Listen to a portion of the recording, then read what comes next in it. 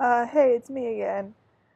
This video is going to be a little bit sadder than the last one, which I know is already kind of sad. But if you're not in a good place to be hearing about sad stuff, maybe go watch Things That Wake Me Out. It's a pretty good, happy one. But again, thank you for watching. And if you haven't seen part one, it's like the good background information. Would recommend it. Um, but I hope you enjoy. Have a great day.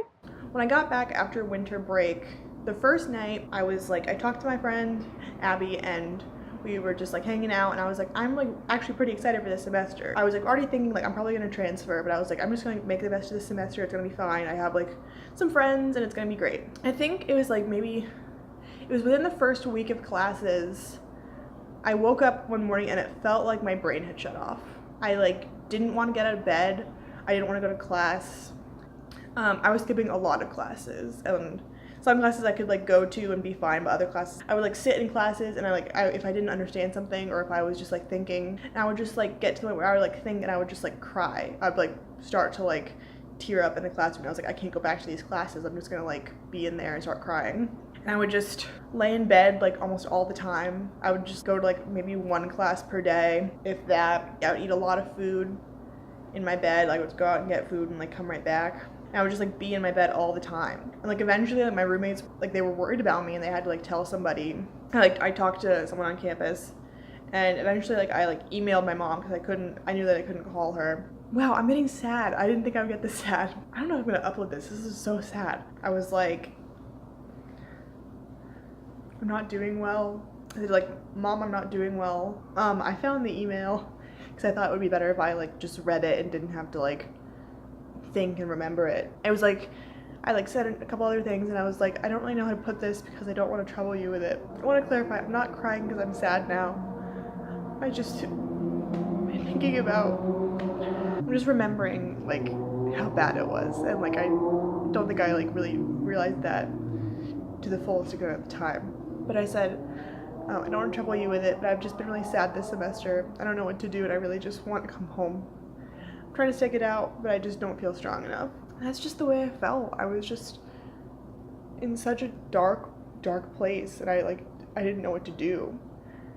And actually, I want to put a quick shout out. The first person that I was like able to articulate this to was my best friend Becky, who was just like, she was like a really good resource just because like she wasn't where I was and I could just text her and be like I don't know what to do, and she would just she would help me so much. It was so like invaluable to me. And she was the first person I told, and I was just like, I don't know what to do. I'm so sad. And she was like right there for me. So I told my mom. Actually, my roommates told, I think either our RA or our RD, resident assistant or resident director. And I met with the resident director. And eventually I went to a counselor on campus, and also my parents came up and visited me because they're so sweet and they're so supportive. And I don't know if anyone like in my life besides my parents would know this, but like my mom and dad were basically like, do you want to come home now or like during spring break? When they asked me that, I started crying because like I didn't want to like disappoint them and like throw away this whole semester, but like when they said that, I wanted to do it so badly. Nothing sounds better than like just giving up and going home. And this was like in February that they came up and visited, or like maybe like early March. And I was like, I'll stick it out till spring break and like we'll see if I can work it out. And like they like went home and like I like went to the counselor a few times. But even just like admitting that I had a problem to someone else, like not just like I like knew in my head basically the whole time like you're messed up. But just admitting that like I like to someone else that I like wasn't doing well, it like started to help me so much in like doing better. And going to the counselor, like, oh my gosh, if you can access a counselor and like they click well with you, or like you have just like the ability to talk to somebody who's like trained to like know what to do or can like give you actual like concrete ways to help yourself, please do that. I literally could not recommend it enough. Even if you feel like you're doing okay, something like I want to like put out there is like learn how to deal with the bad times while you're in the good times. I had to learn how to deal with the bad times while I was in them, which like makes it so much harder. But like now I have like a lot more tools in like my brain box to be like, if I'm getting like in a certain way, like if I'm like feeling down, I can just like stop myself and be like, you know what to do now. Use your training basically and like figure it out. So if you can go to a counselor, like I would recommend it so strongly. It helped me so much. I only went for a couple sessions, but it was like, felt like she was like taking like bricks off of my back. I don't know if I like had like depression, but like I think it was possible that I had like a light form of it, but I would say pretty firmly that something was wrong. I didn't go to like any person who could like definitively tell me what it was, but like I know that something was wrong. I wasn't just sad, I was off. I like think back of those memories, I'm not the person that I was then, which is crazy. But even as I was like feeling so much better, I still like wasn't doing great academically. Like, I just like couldn't bring myself to like do what I needed to do, like feeling badly, and I was still like, I just don't know what the point is of doing all this. And I was still like not going to chapel or anything, and I was like, I know that I'm gonna leave. I knew that firmly. I had to find another college to go to. So I applied to University of Delaware and University of Pittsburgh. I got into both. Not the hardest thing to do, but I was really excited. I'm currently at Pitt. I do have great friends from Gordon, but like I think like within like a week or two of leaving there, I was like different. I was a different person even then. Being able to like just be home, and it wasn't like the place was depressing me or like the people depressing me. I was just like in that space. The memories were like bad, and like just the energy, feeling I was like forced to be there, even though I wasn't forced, but it just felt like I was trapped. That's the big thing. Like I felt like I was trapped there. There was nowhere to go easily, and it just like it made me feel so stuck. I just hated that feeling. I couldn't do it at home. So like I still couldn't drive. There's still nowhere to go, but I just like felt like totally different. One recent thing I wrote in August 9th at 2 in the morning. I have the timestamp because it's on the notes app on my computer. But I was thinking about like my life for like the past year or so, and like I was crying. No big deal. But I wrote this late at night, so it's probably not gonna be very good. I cried for her more often than she cried, to make up for the silent nights where I couldn't shed a tear. She was so broken. Never again will I let her sink that far. No money, no promise, no person could ever let me leave her in the dirt for so long. I'm so sorry that I didn't get you out when I had the chance. I let you crawl for far too long. That's kind of how I felt for a long time. I feel like everyone else was like able to walk, and that I was like crawling and I couldn't get up, and I was just like trying to go forward like a little bit. It was sort of like when you're in a dream and you can't run, but like you're just crawling. And while I feel bad that I like let myself be so bad for so long, I am glad that I stayed.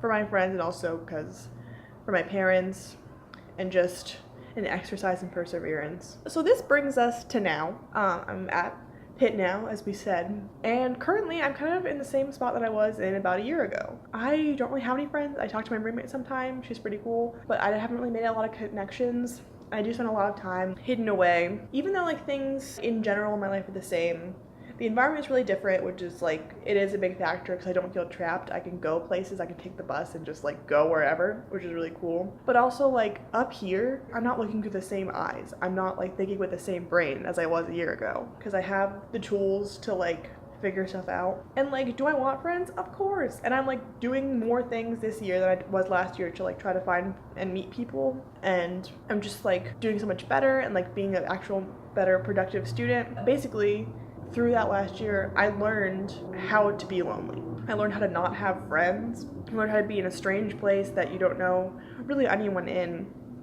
and like survive there. And I've been thinking that I'm so incredibly grateful that I was at Gordon last year, because if I came here as my first college and I had like never experienced true loneliness and true just like disorientation, I wouldn't be able to handle it in this big city with so many more people who like don't necessarily share the values that I have. Not that everyone at Gordon did, but I just had like some commonality with them, and here it's like a lot less likely. I am so unbelievably grateful in a way that I've never had this chance to be before. Like occasionally, like I'll just like think about like the place that I'm in and like how God has brought me from place to place, and I will like tear up because I'm grateful, which is, I would never even believe that I could like be that person. It's not like a choice that I'm making. I look up, I look around, I'm grateful. Like it's not like I'm like, oh, I should be grateful. I am grateful. That is just like a part of me now. I have to be grateful One, because like I am, and I just so natural. But also like I have been through this before and I didn't get it then. I didn't understand. People say like, oh, this is like just God teaching me something. And I was like, I can't believe that, because I felt dumber than ever before. I felt like I didn't know anything.